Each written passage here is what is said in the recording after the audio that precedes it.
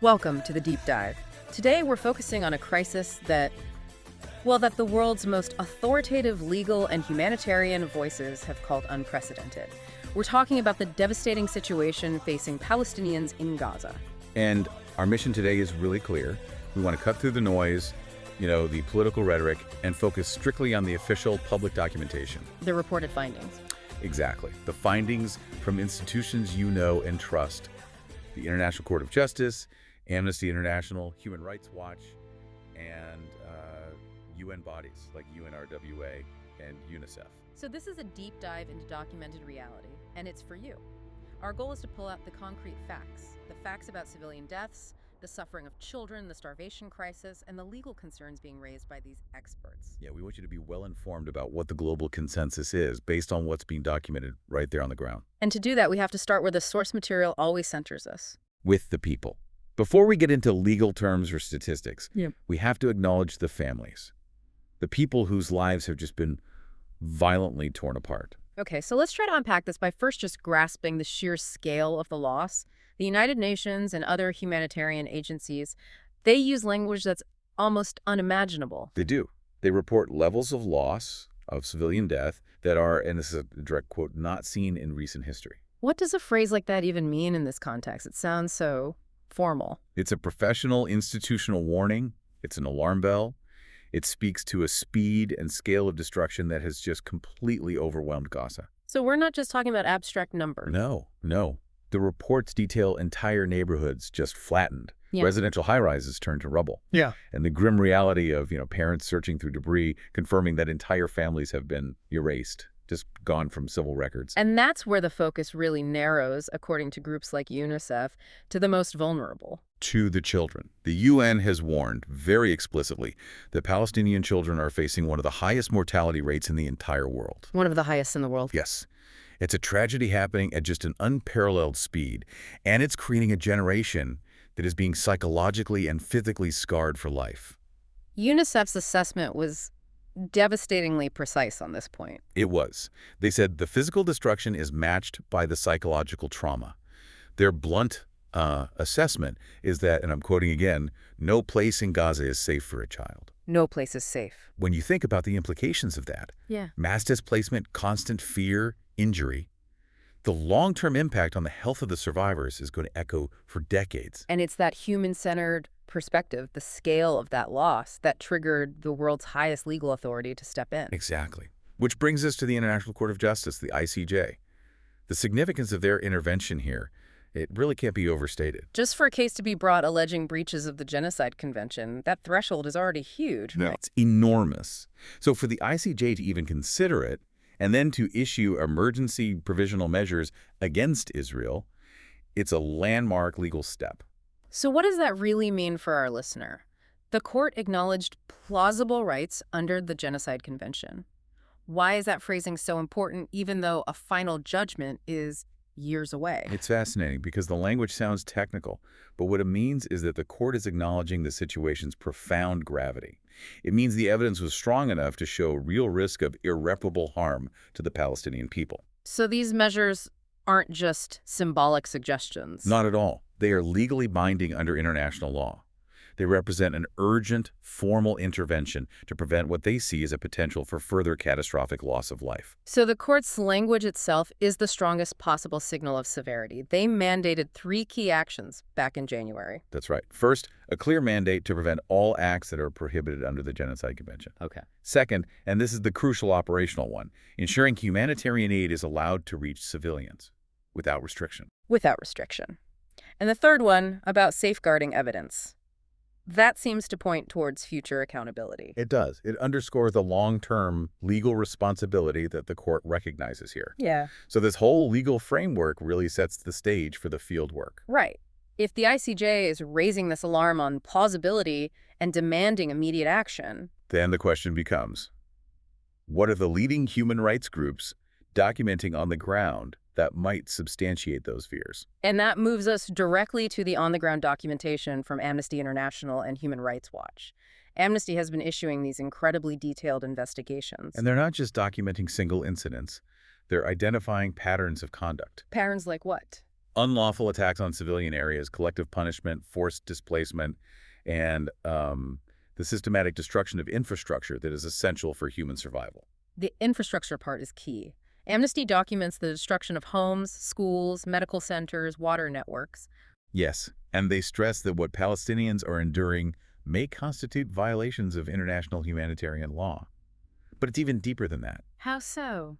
They're saying the combination of things, the infrastructure collapse plus the movement restrictions, has created an environment that is, and this is their phrase, incompatible with human life. Incompatible with human life. It means the basic mechanisms for survival have been deliberately stripped away. And Human Rights Watch, their work seems to reinforce this, but they focus on a very specific legal standard. They do. They focus on the requirements of distinction and proportionality under international humanitarian law. Okay, can you break those two terms down for us? Of course. So distinction means you must distinguish between combatants and civilians. Proportionality means that even if you're targeting a military objective, the foreseeable harm to civilians cannot be excessive in relation to the military advantage you expect to gain. So HRW is documenting repeated incidents where strikes, particularly those affecting children, failed to meet those legal tests. Exactly.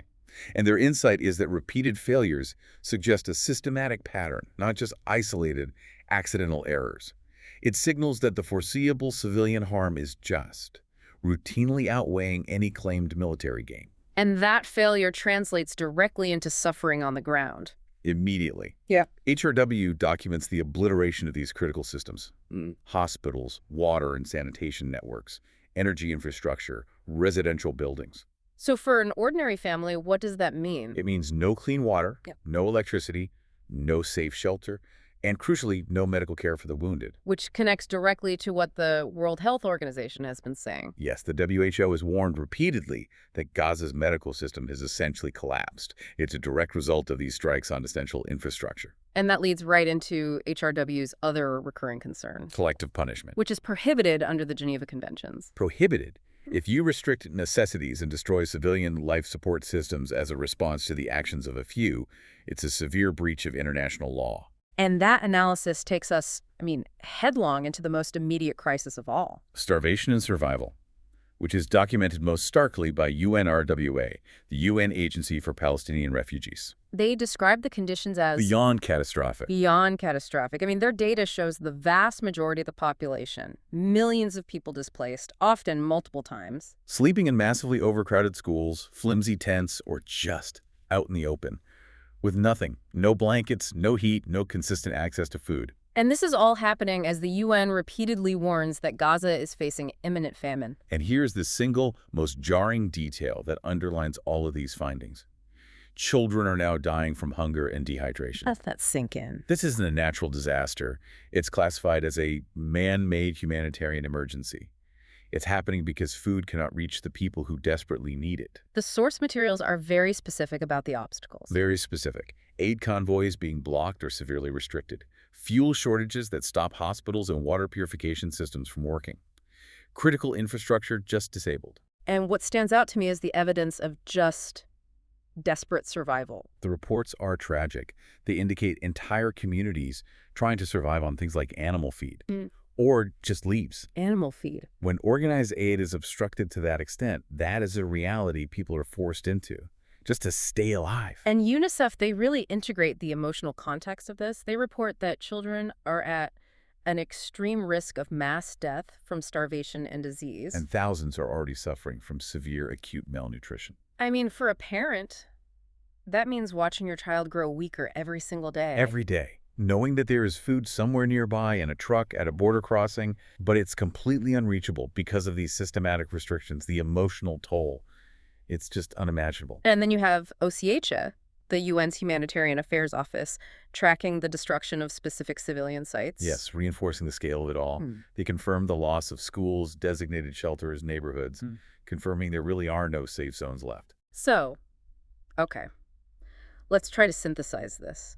When we step back and look at this collection of evidence from legal, human rights, and humanitarian institutions, it forms a remarkably unified picture of this crisis. A deeply troubling one. Yeah. They're all raising the alarm, but each body is confirming a different, crucial piece of the puzzle. Right, so you have the ICJ. ICJ speaks to the urgent legal need to protect Palestinians, citing plausible concerns under the Genocide Convention itself. Then Amnesty and Human Rights Watch. They're meticulously documenting the patterns of attacks on civilians, the collapse of essential infrastructure, and raising serious concerns about distinction and proportionality. Then UNRWA and OCS show the reality of that on the ground. Millions displaced, systematically cut off from aid, facing starvation in conditions, again, described as beyond catastrophic. And finally, UNICEF, backed by the WHO. Describing children at extreme risk of mass death from starvation and preventable disease, with a medical system that has totally collapsed around them. The consistency it's undeniable. It is. All the findings point to one conclusion: that Palestinian civilians are enduring violations that the international community recognizes as severe breaches of humanitarian law. And that demands immediate, binding global action. As we conclude this deep dive, we have to return to where we started, to the human element. Behind every one of these statistics is a face. Behind every number is a heartbeat. Behind every single report is a life cut short and a family left behind. The world's most respected institutions are raising this alarm because the scale of destruction the Palestinian people are facing demands. It demands our sustained attention. The reports paint these visceral images that you just can't shake. A mother choosing between finding animal feed for her children or keeping them safe from bombs.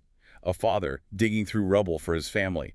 A child who has spent their entire life displaced, hungry, afraid, and grieving. This deep dive has brought you the clear, documented, factual overview of what is being consistently reported by the world's leading legal and humanitarian bodies. Their findings are urgent, they are consistent, and they are really impossible to ignore. Which leaves us with the critical question. Based on everything we've covered today, given this unified assessment from the ICJ, the UN, and major human rights groups regarding these documented severe breaches and the total humanitarian collapse, what is the moral and legal responsibility of the wider international community once such evidence is so clearly and so consistently documented?